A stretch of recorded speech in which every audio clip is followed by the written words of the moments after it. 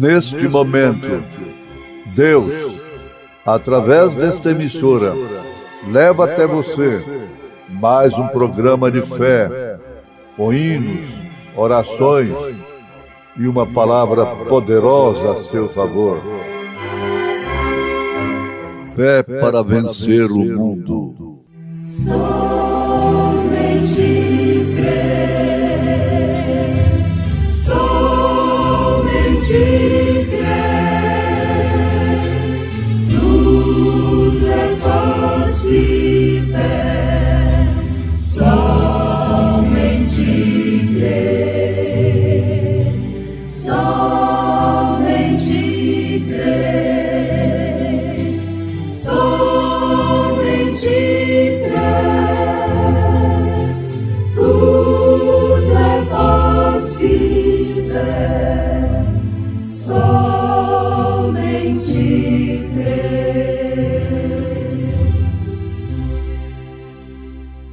Sabe, porém, isto, que nos últimos dias sobrevirão tempos trabalhosos, porque haverá homens amantes de si mesmos, avarentos, presunçosos, soberbos, blasfemos, desobedientes a pais e mães, ingratos, profanos, sem afeto natural, irreconciliáveis, caluniadores, incontinentes, cruéis, sem amor para com os bons, traidores, obstinados, orgulhosos, mais amigos dos deleites do que amigos de Deus, tendo aparência de piedade, mas negando a eficácia dela.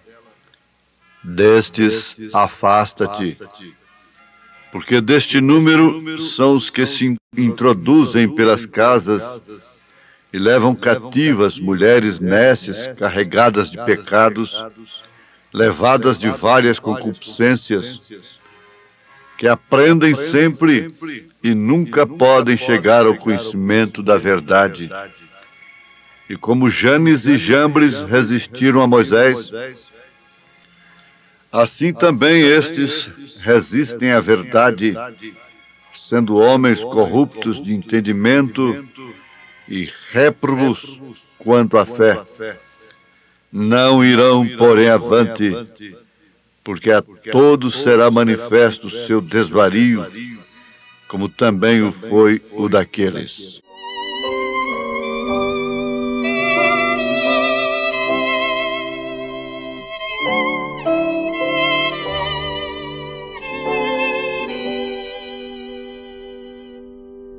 Deus te compreende as dores, teu pranto vê correr. Dizes que estou contigo, não tens, pois, que temer. Deus te compreende.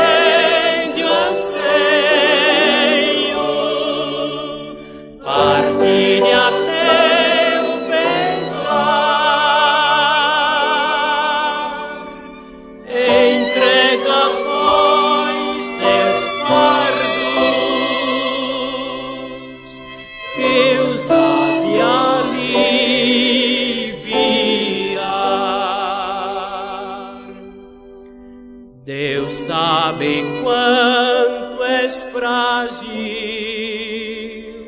conhece o tentador, vai ao teu lado sempre, na escuridão que for. Deus te compreende.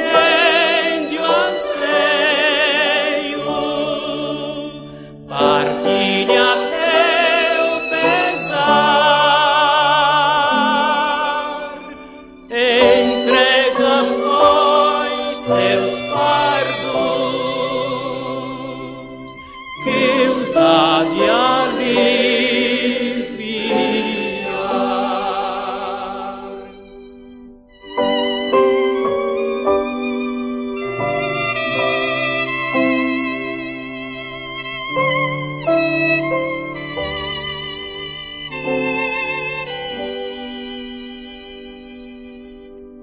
Deus vê os teus abrolhos, compreende o teu penar, levanta aos céus teus olhos, alteia o teu olhar. Deus te compreende,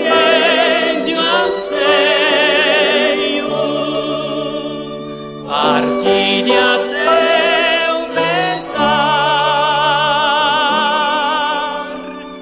entrega, pois, teus fardos, que os há de aliviar.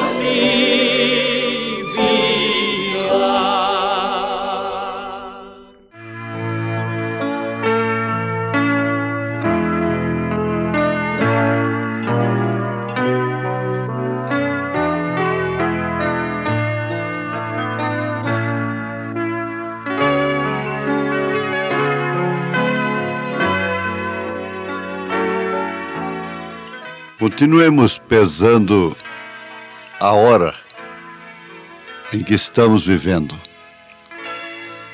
pesando os acontecimentos, pesando o estado geral da humanidade, o estado moral, o estado financeiro, o estado religioso. Tudo caracteriza cumprimento do Apocalipse. Tudo. E nós acabamos de citar as Escrituras na segunda carta a Timóteo, capítulo 3, São Paulo profetizando como um profeta de Deus, como um apóstolo aos gentios, o estado, o retrato falado do fim do mundo, do fim da terra, do fim, bem entendido, do cosmos, né? Da ordem social. Porque a terra simplesmente será renovada. Mas, bem entendido, depois do fogo, ela sofre 3 batismos.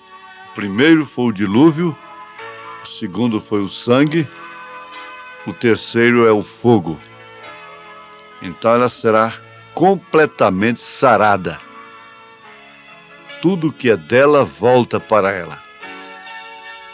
E a mesma coisa acontece com a igreja de Nosso Senhor Jesus Cristo. Mas vamos lembrar mais uma vez da profecia de Rui Barbosa. Agora, Rui Barbosa não era um profeta. Nós sabemos que ele foi realmente um sábio, né? Um grande sábio, com muita sabedoria. E ele teve tanta sabedoria que ele chegou até mesmo conhecer a Bíblia, ler a Bíblia. E quem sabe ele se inspirou exatamente nestas Escrituras, isso que ele profetizou em relação aos últimos dias. De tanto ver triunfar as nulidades, de tanto ver prosperar a desonra, de tanto ver crescer a injustiça, de tanto ver agigantarem-se os poderes nas mãos dos maus, o homem chega a desanimar-se da virtude e rir-se da honra e ter vergonha de ser honesto. E ter vergonha de ser honesto. É vergonhoso ser um cristão na universidade, ser uma cristã, ser temente a Deus, obedecer às Escrituras, nas universidades, nas escolas, mesmo lá no primeiro grau. Isso já era tabu, era ignorância. É vergonhoso a mulher ocupar o lugar das Escrituras, isto é, que as Escrituras mostram para ela quando ela se pesa nessa balança. Qualquer mulher sabe perfeitamente, lendo as Escrituras, ela pode discutir por fora, tentar cauterizar a sua consciência, mas ela se encontra achando em falta, mesmo circunstancialmente falando. E a mesma coisa é o homem, é o marido, é o pai. Pese-se hoje como pai. Que pai você tem sido para seus filhos?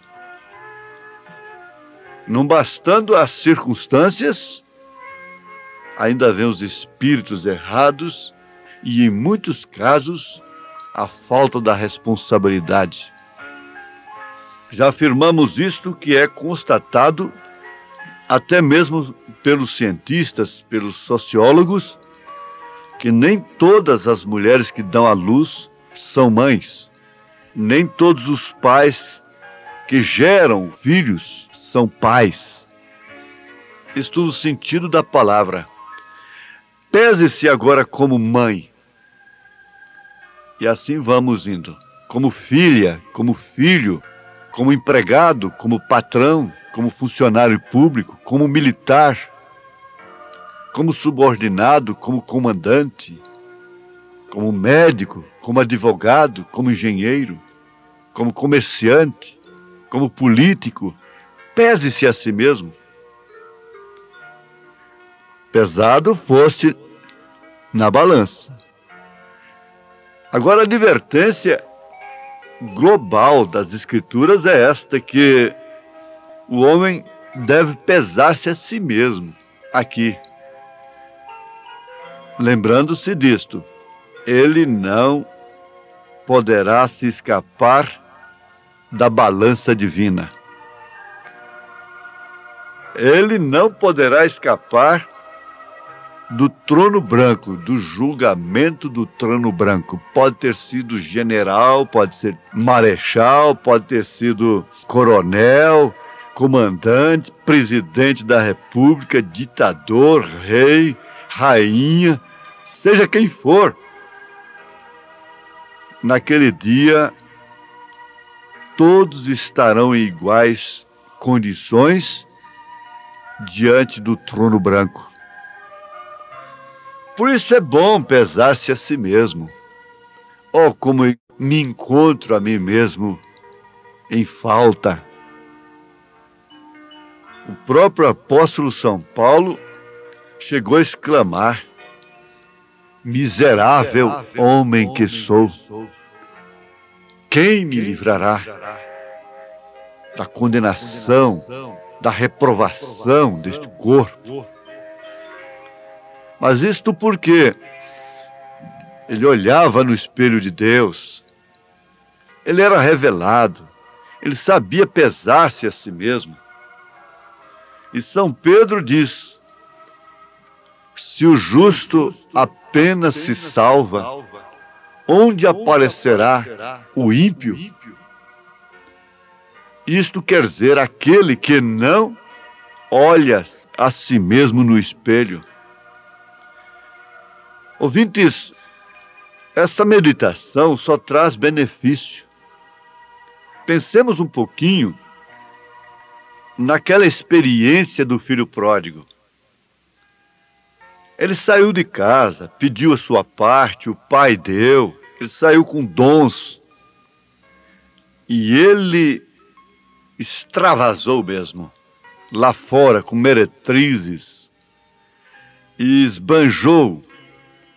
Mas todo filho, você pode esperar que o chicote vai cair.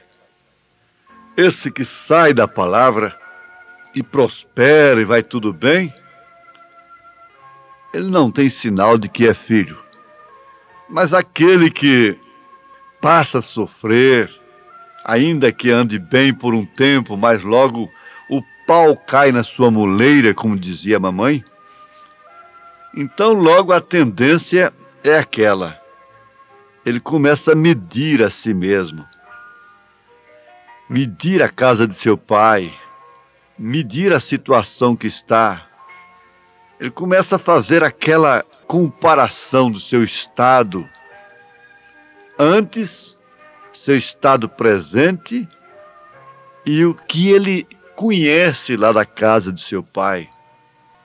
Então aquele filho pródigo disse: levantar-me e irei ter com meu pai e dir-lhe-ei: Pai, pequei contra os céus e contra a terra.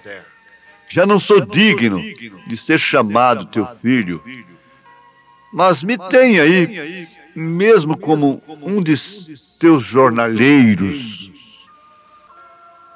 Ora, meus ouvintes, isso é tão profundo, tão importante.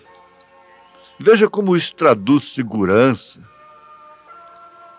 Havia tempo para ele, então não houve condenação, porque ele aproveitou em tempo, ele se pesou em tempo. Foi um banho muito gostoso, vestes limpas, anel no dedo, calçados para os pés, festa, júbilo, ceia. Conta-se também daquele rapaz que matou, assassinou o único filho do rei. Ora, ele foi levado para uma cela, aquelas celas especiais, aquelas celas negras, celas para feras. Vamos dizer, cela para quem não tem curso superior, para quem não tem colarinho branco, cela para quem não tem um advogado. A Suprema Corte decretou morte. Não há outra alternativa. Morte para o assassino do filho do rei. Mas, antes dele ser executado, o rei desceu até lá naquela cela da morte, a cela do carrasco de seu próprio filho. Então ele perguntou para aquele rapaz que estava ali, parecendo mais um bicho do que um humano, cabeludo, barbudo, exalando mau cheiro, os lábios todos em feridas, com sede, com fome. E ele disse: por que você matou meu filho? Era o meu único filho. Então aquele rapaz, quase que balbuciando, sem força, já havia pesado-se a si mesmo.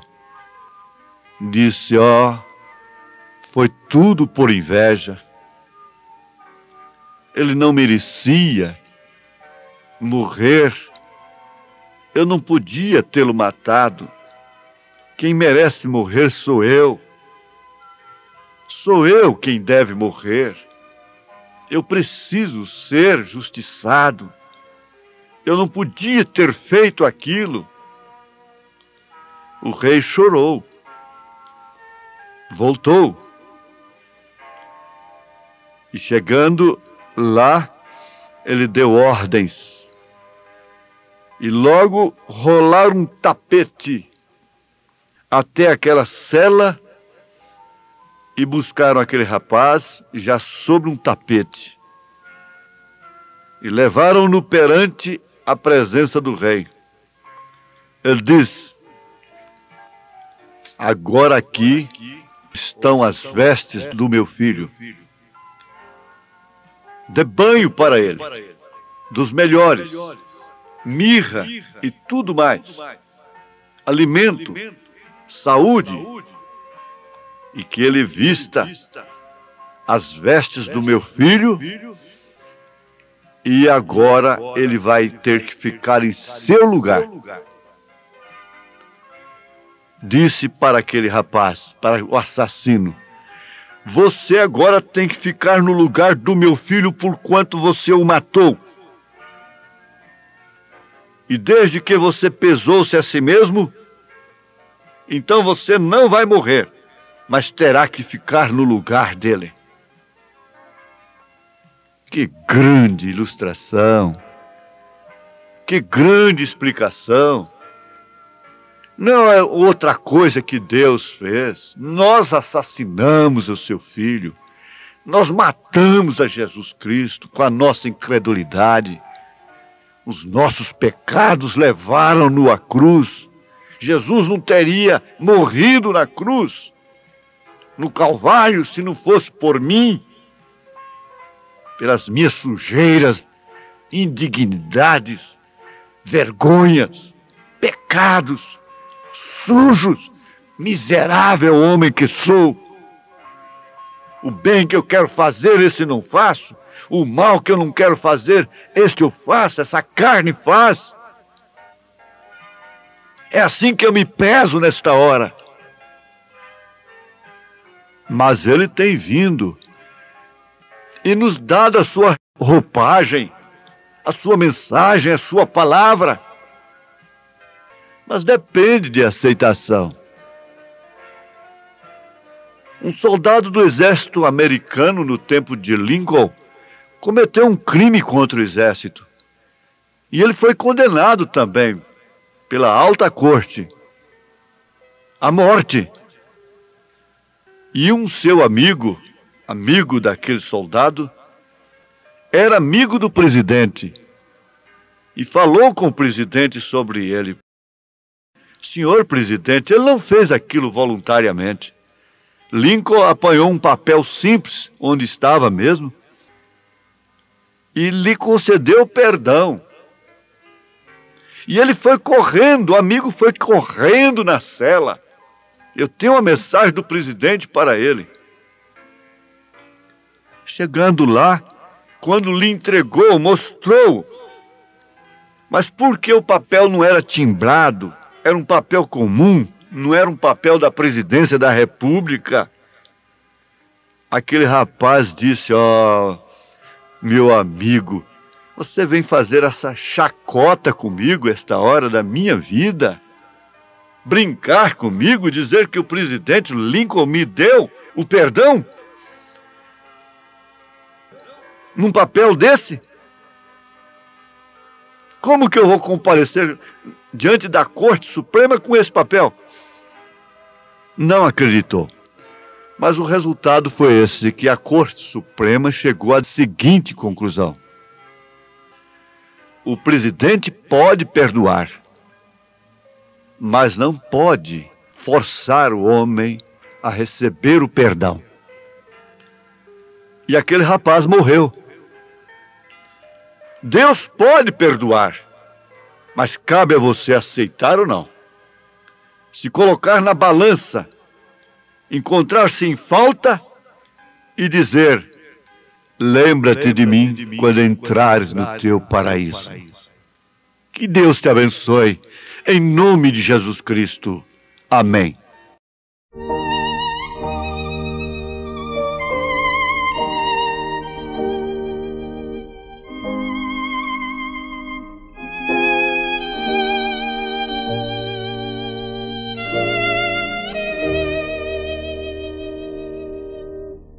Eu tenho um valor que nunca sonhei, palácios, riquezas e glória eu bem sei, e belo e feliz o lar que eu ganhei. Eu sou de Jesus, eu sou filho do Rei.